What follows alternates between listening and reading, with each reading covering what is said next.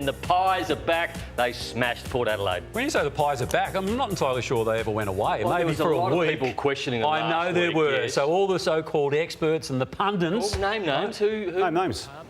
I'm not here to name names. Oh, I'll name names for you. I'll name names. Dan Houston, Nick Dacos, Josh Dacos, Craig McRae, Darcy Moore, That man, Braden Lockie Maynard. Schultz, right? Braden Maynard, 2 goals in the space of a minute. There you go. There's some names. TJ, this is the third quarter. So the game was over at half-time. They were 5 goals up, but then they put the foot down, kicked 7 goals to 1, and then ended up a 91-point massacre at the MCG. And it was good to see.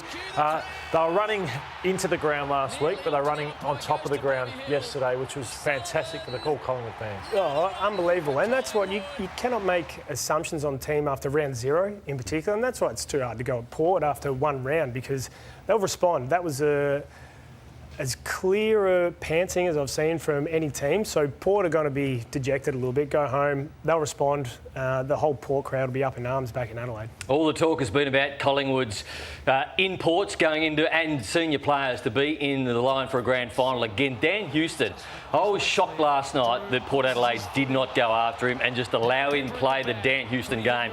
He was brilliant. He had 28 disposals, 10 intercepts, but he played a very good game. And it's like Port didn't know what this guy was doing, didn't know which way he was going to go, didn't know where he was going to kick. It was mind-boggling that they did not put any pressure on Dan Houston. They just let him run around, do what he liked, and if you let Dan Houston do that, you'll be best on ground like he was last night. Yeah, so you would have thought like it was a full-on hard, like he after the game said, I was a bit nervous during the week what Ken may do, but you're saying Didn't they see just let anyone him bump him. Did not see, like at the start of the game they went after Nick Dacos a little bit with Willem Drew, but that was the only aggro I saw. Surely Port Adelaide, first game up, had to go after Dan Houston, make a statement. They just allowed him to do what he did. I must admit, I was taken aback when I saw Scott Pendlebury as the sub. What message is that sending for the year? No, look, I don't mind it. I think there's a long-term play here with Pendles, Howe, Sidebottom. I think you'll see a few of these older veterans because they're so important to this footy club,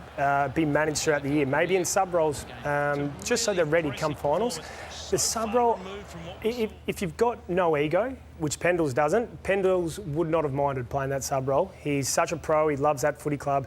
He'd be happy to do it because it's going to be for the betterment of the team, a long-term view. Yeah, I was sub a couple of times. How'd you feel about it? Yeah, well, I reckon the first part... You weren't happy, surely? At the very first, like the first initial reaction was like, no, I'm better than that. But then you go, hang on, there could be some real good long-term benefits out of that. I played a lot of my last year of footy, 60% game time. Joel Selwood did the same.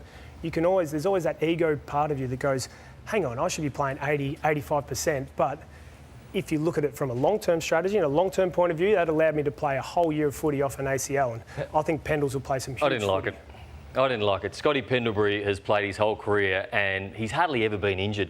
So why are we looking after him now? I mean, players, when they go out there, stand taller when Scotty... And it didn't matter last night. They won by 91 Are you saying points. reputation should make you immune from being a sub? I think if I'm a player and I'm a young player at Collingwood or even Nick Dacos, I want to see Scotty Pendlebury lining up in the centre bounce right next to me rather than on the bench. But doesn't it also send a message that anyone can be sub and that is the ultimate team act? That's obviously the message they're sending in the first round of the season. It just didn't sit well with me that Scotty Pendlebury was a sub. But you want to be seeing him later in the year is what I'm saying. You want him fit and healthy come finals. He's always been fit and healthy though. Yeah, but he could be even fitter and healthier. So some will say that on the when it's nice and early and it's hot, on the fast decks, you might be better off having him as a sub. And as it gets cold and wet, it maybe suits Scott Pendlebury more. But I think that he would deep down, I think, being a proud man, say, well, would they see that Finn Callaghan ran me off my feet last week?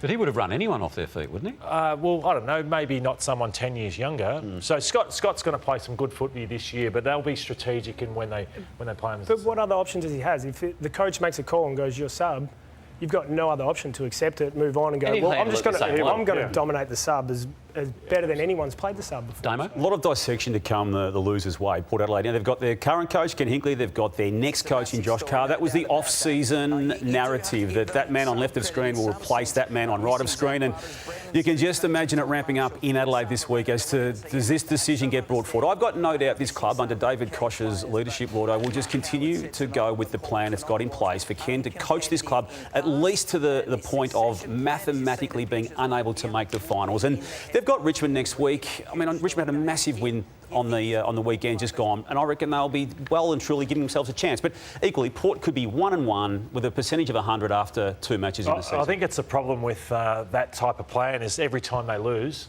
already round one we're talking about it, the handover. So, Well, it doesn't make sense, does it? Because like we saw what happened with Collingwood last week, Port will respond.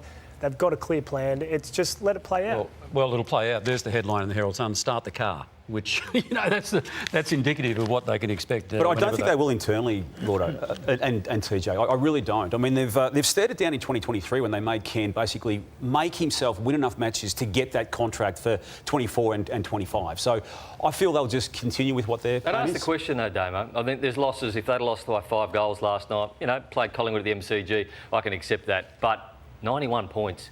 I mean, if they have another loss like that, 91 points, it is huge. If they lose to Richmond, which I don't think they will, I think they'll bounce back and be 1-1. The question has to be asked. I wouldn't be discounting Richmond so readily these days.